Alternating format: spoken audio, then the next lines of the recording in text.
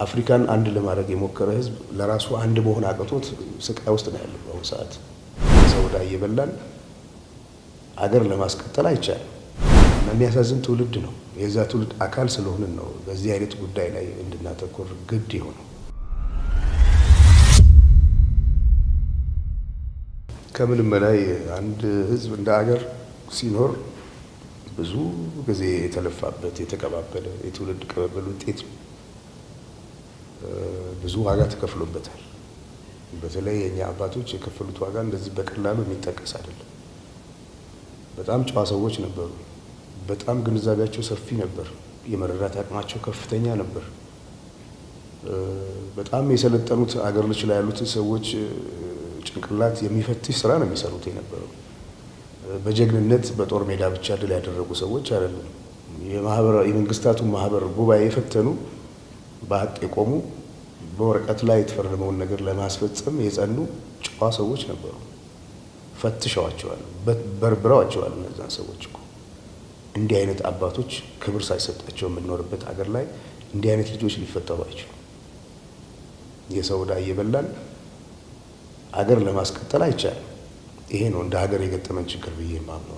ወጣቶች ወዴት እንደሚሄዱ የሚያሳይ ደግሞ ያለፈው ክፍል እነሱ ላይ ያተኮረ አካሄድ የለውም እና መጀመሪያ ሀገር ማዳን ነው ቅድሚያ የሚሰጠው ነገር። ሁሉ ነገር ቅደም ተከተል አለው። የመጀመሪያው ምንድነው? ኢትዮጵያዊነትን ማዳን ያስፈልጋል። ኢትዮጵያዊነት ካልዳነ ማንም የሚኖርበት ሀገር አይፈጠርም እዚህ ቦታ ላይ። ስለዚህ ኢኮኖሚያዊ ለውጥ ሊመጣ የሚያስፈልገው ነገር ለማድረግም ህዝብ መተባበር አለበት። አድዋ ላይ በአንድ ላይ ያዘመትከውን ኃይል በዛ ኃይል ወደ ልማት ለማሳተፍ ይቻላል።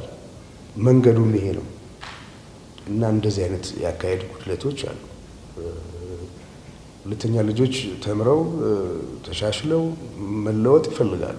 ወጣቶች መንገድ የሚያሳያቸው ይፈልጋሉ እና የሚያሳዝን ትውልድ ነው። የዛ ትውልድ አካል ስለሆንን ነው በዚህ አይነት ጉዳይ ላይ እንድናተኮር ግድ ይሆነው እና ለወደፊቱ ለሀገር የምመኘው ኢትዮጵያ ልጆቿ የተባበሩባት አገር፣ ለሀገር የለፉ ሰዎች የሚከበሩበት አገር፣ ለሀገር የለፉ ሰዎች ሲከበሩ ለሀገር የሚያስከብር ስራ የሚሰሩ ልጆች መፈጠር ይችላሉ።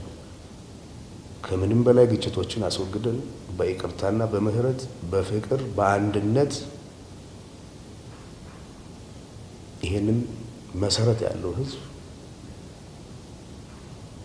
ወደ ዘላቂ ጉዞ ለመውሰድ ትልቅ መነቃቃትና መነሳሳት ያስፈልጋል እና ኢትዮጵያዊነት ሩቅ እና የሁላችን ኑሮ መሻሻል አለበት።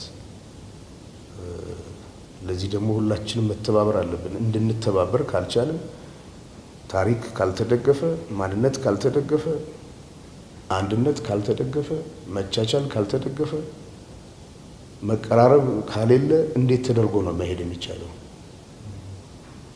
አፍሪካን አንድ ለማድረግ የሞከረ ህዝብ ለራሱ አንድ መሆን አቅቶት ስቃይ ውስጥ ነው ያለው በአሁኑ ሰዓት። በሚያስገርም ሁኔታ ዩናይትድ ስቴትስ ኦፍ አሜሪካ የሚባል ሀገር ቁጭ ብለው የተባበሩ ህዝቦችን ዋጋ የተካፈሉ ገና እዚህ መብላት ያቃትን የራሳቸው ወገኖች ላይ እንደገና መከፋፈልን የሚሰብኩ ሰዎች አሉ። መብታቸው ሊሆን ይችላል። አደገኛ መሆኑ ግን ሳይነገር አይታለፍም። ስለዚህ እኛ ሰላም እንፈልጋለን፣ አገራችን እንወዳለን። ኢትዮጵያዊነት ቀለሙ እንዲዘባረቅ ተደርጎ እንደቀረበው አይደለም፣ ረቂቅ ነው፣ የሚጠቅም ነው። ለእኛ አይደለም ለሌሎችም የሚጠቅም ነው